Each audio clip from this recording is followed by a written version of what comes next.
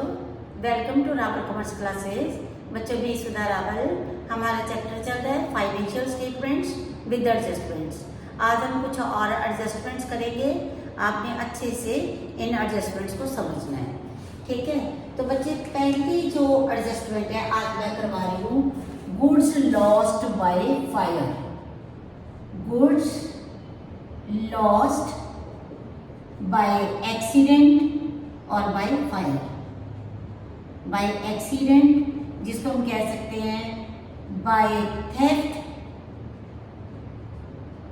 और by fire, ठीक है। दूसरे में करवाने जा रही हूं if assets lost by accident, ठीक है जी। अब बच्चे देखो, गुड्स लॉस्ट बाय फायर। अगर गुड्स लॉस्ट बाय फायर है, यहाँ पे मैंने एग्जांपल ली, for example goods costing rupees 5,000 lost by fire and insurance company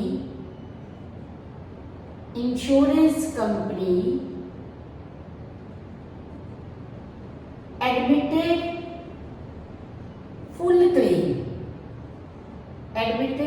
claim, ठीक है। पहले केस में मैं ये लेके चल रही हूँ कि इंश्योरेंस कंपनी ने क्या बोला है, इंश्योरेंस कंपनी ने एडमिट करा है फुल क्लेम। बच्चे ये मैं एक्सट्रैक्ट बना के चल रही हूँ, ये मेरा ट्रेडिंग अकाउंट है, ट्रेडिंग अकाउंट, ठीक है। ट्रेडिंग अकाउंट में डेबिट साइड पे मैं क्या लिखूंगी, मैं लिखूंगी to purchases.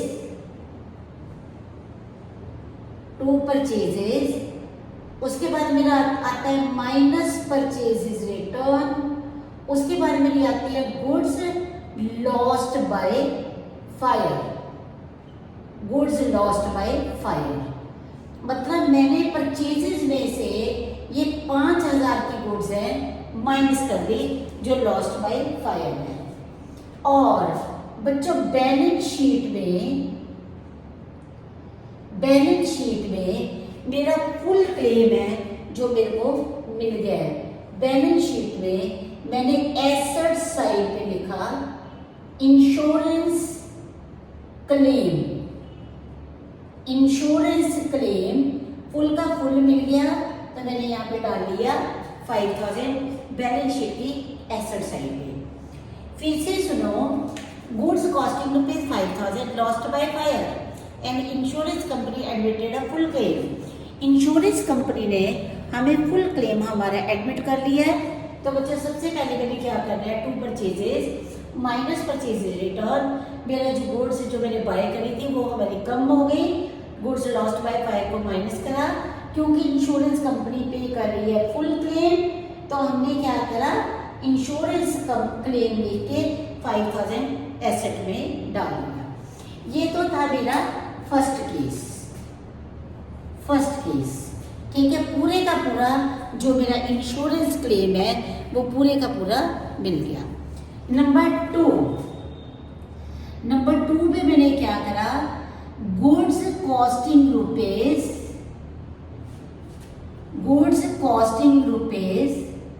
5,000 lost by fire and insurance company accepted claim of rupees 3,000। ये तो मेरी पहली एडजस्टमेंट थी। फर्स्ट में मैंने क्या करा था, फर्स्ट में मैंने ट्रेडिंग अकाउंट में से माइनस कर दिया था 5,000 और बैलेंस शीट में एसेट साइड पे लिख लिया था। अब बच्चों जो मेरा सेकंड में मैंने क्या करा, 5,000 की गुड्स लॉस्ट बाय फायर है, परचेजेस में से माइनस करी, ठीक है।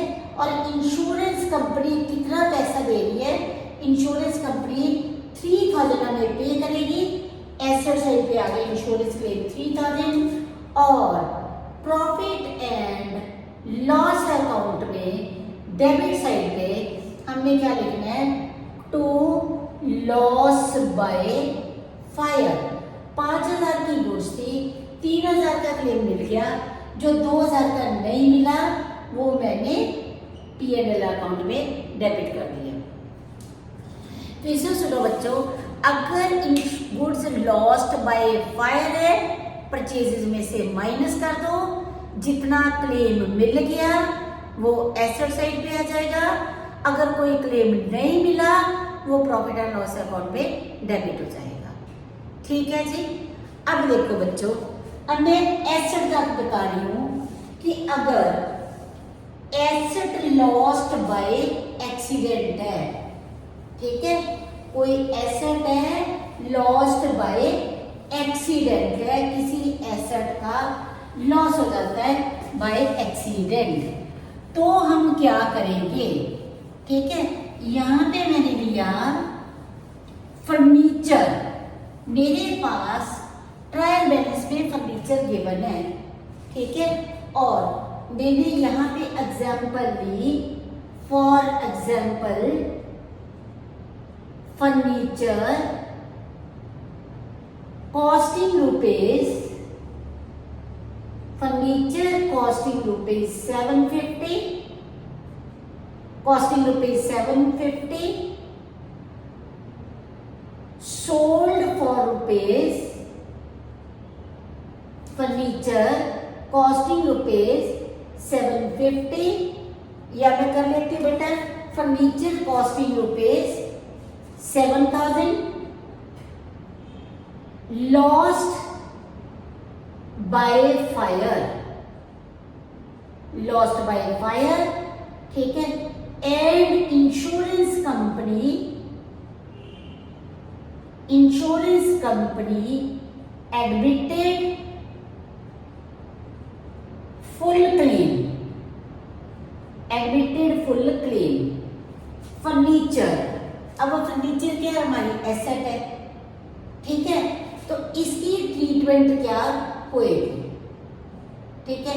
फर्नीचर का जो प्रॉफिट, अगर हमारा 7,000 का फर्नीचर था, lost by fire and insurance company ने हमें पूरे का पूरा क्लेम दे दिया, तो बैलेंस शीट में हमने सपोज हमारे पास जो ट्रायल बैलेंस है, ट्रायल बैलेंस में मेरे पास फर्नीचर गिवन था, फर्नीचर मेरे पास गिवन था 70,000 का, 70,000 का, minus lost by fire, lost by fire कितना हो गया, 7,000 का, ठीक है।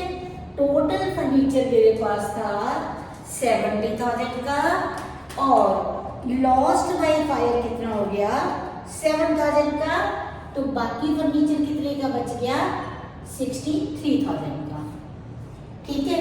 अब इंश्योरेंस कंपनी ने कितना क्लेम पे कर दिया, इंश्योरेंस कंपनी ने कितना क्लेम एक्सेप्ट कर लिया, इंश्योरेंस क्लेम फुल अगर हमें मिल जाता है तो ये 7,000 एसेट साइड पे under the heading insurance claim आ गया, ठीक है जी। अब बच्चों, अगर मैं यहाँ पे ये लेती हूँ furniture costing rupees 7,000, lost by fire and insurance company admitted claim of rupees 5,000। अब इंश्योरेंस क्लेम कितना एडमिट हुआ है, 5,000 का। मेरे पास फर्नीचर था ट्रायल बैलेंस में 70,000 का, लॉस्ट बाय फायर 7,000, बाकी बचा 63 का।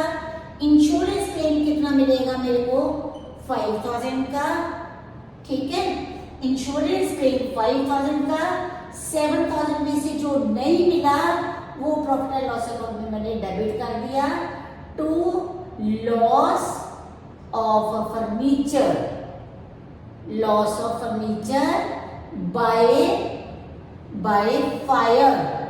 कितने का लॉस हो गया, 7,000 में से 5,000 का मेरा जो फर्नीचर था इंश्योरेंस क्लेम मुझे मिल गया 2000 का जो मेरा लॉस हुआ वो मैंने प्रॉफिट एंड लॉस अकाउंट में डेबिट कर दिया।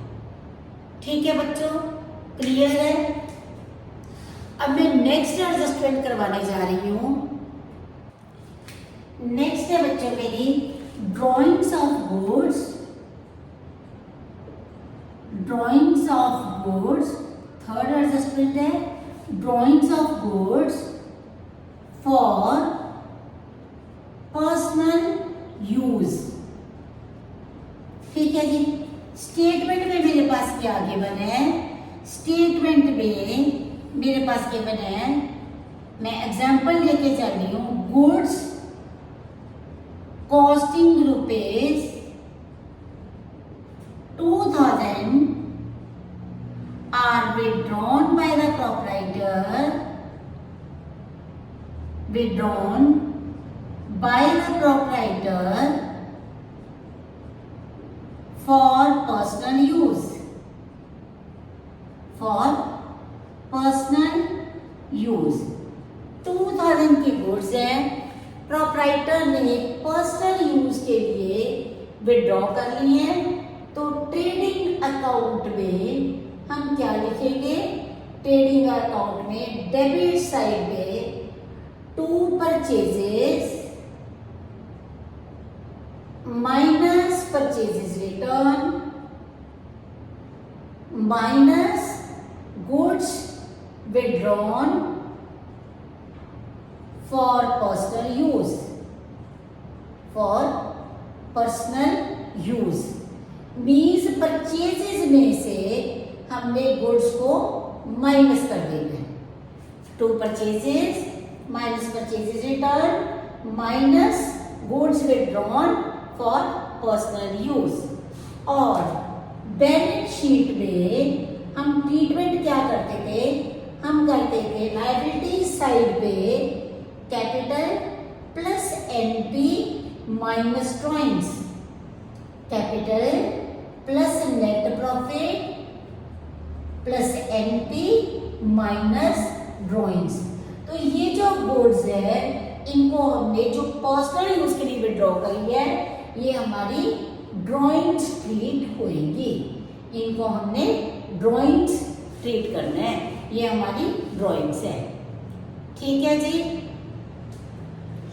अब बच्चों, if goods are withdrawn for staff welfare, ठीक है, number 4, if goods are withdrawn for staff welfare, staff welfare. ठीक है, यहां पे मैं ये लेके चल रही हूं एडजस्टमेंट के goods amount, goods costing rupees, हमने goods costing rupees 5000 are withdrawn from business for staff welfare, staff welfare, staff की वेलफेयर के लिए हमने गुड्स विड्रॉ करी है। तो बच्चों इसकी क्या ट्रीटमेंट आएगी, इसको हमने स्टाफ वेलफेयर के लिए जो गुड्स विड्रॉ करी है, इसको हमने परचेजेस में से माइनस कर देना है। To purchases minus purchases return minus goods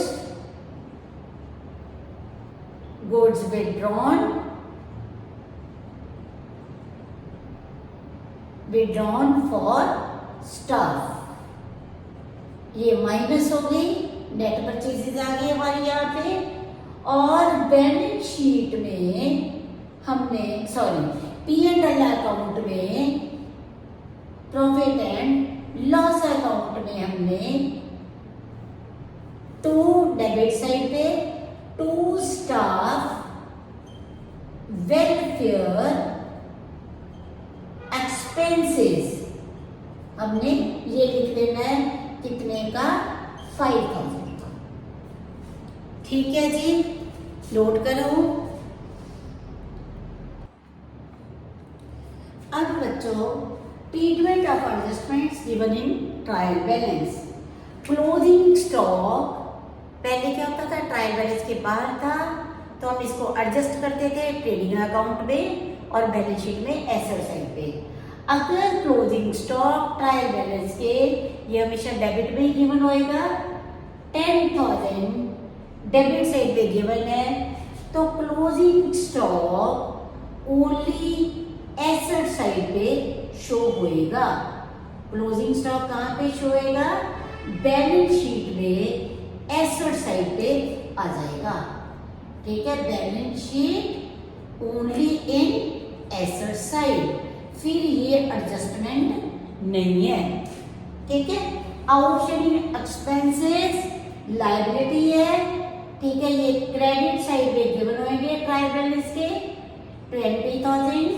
तो नंबर 2 आउटस्टैंडिंग एक्सपेंसेस जब एडिशनल में गिवन होते हैं तो इनकी एडजस्टमेंट होती है, लेकिन अगर ये ट्रायल बैलेंस के बीच में गिवन है तो बैलेंस शीट में ये सिर्फ लायबिलिटी साइड पे शो करे जाएंगे।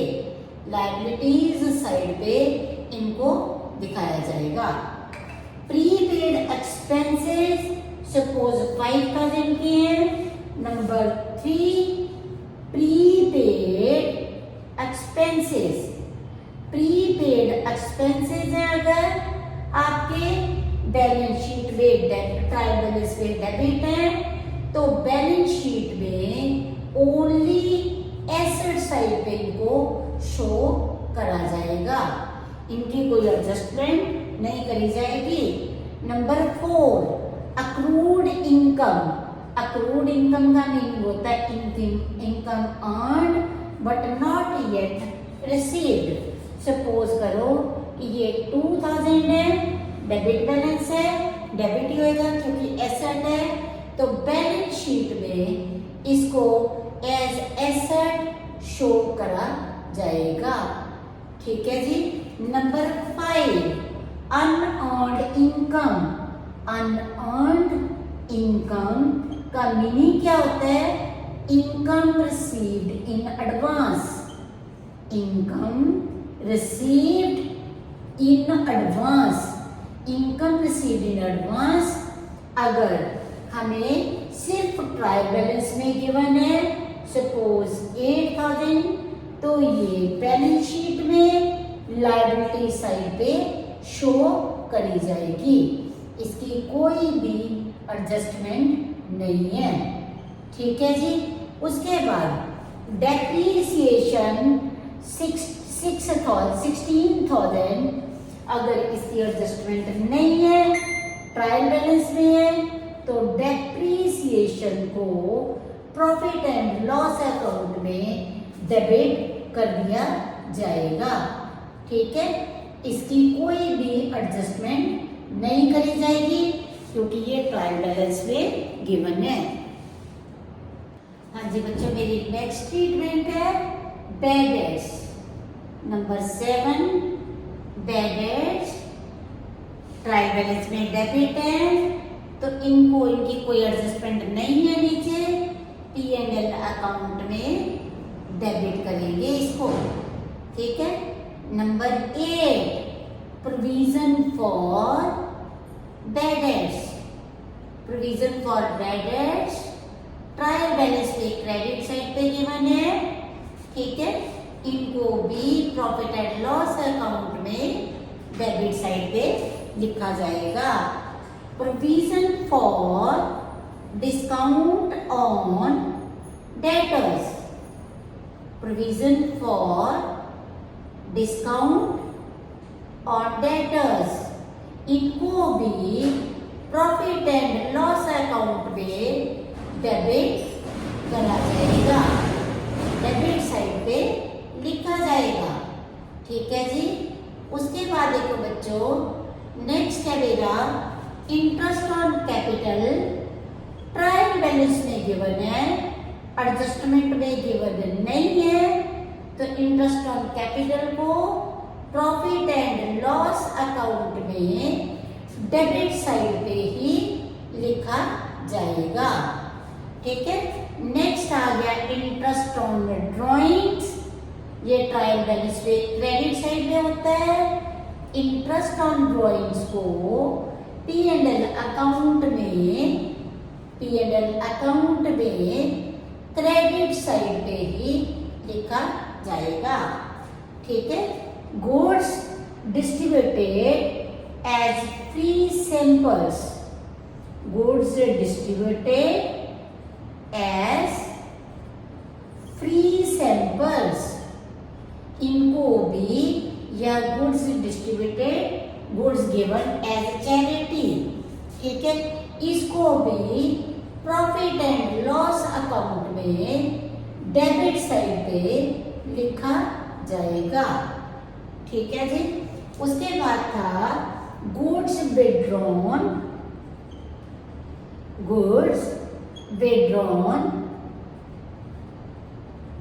Bye proprietor for personal use। ये एक तरह से हमारी ड्राइंग्स हैं। इसको कैपिटल में से balance sheet liability side capital में से माइनस करा जाएगा, माइनस फ्रॉम कैपिटल। इसको लायबिलिटी साइड पे माइनस फ्रॉम कैपिटल कर दिया जाएगा। ठीक है बच्चों ये तो थी मेरी एडजस्टमेंट्स। ठीक है, अब मेरे कुछ क्वेश्चन रह गए हैं और मैं अब कल आपको नेक्स्ट वीडियो में कुछ इम्पोर्टेंट क्वेश्चंस इसके माइनर अकाउंट के करवाने जा रही हूँ। होप कि आपको बड़े अच्छे से समझ लग रहा होगा। ठीक है बच्चों, अगर आपको मेरा पढ़ाया पसंद आ रहा है तो प्लीज़ मेरे चैनल को सब्सक्राइब करो, वीडियो को शेयर करो, लाइक करो, ताकि मेरे को मोटिवेशन मिले और मैं आपको और अच्छे से पढ़ा सकूं। Thanks to all of you for watching my video.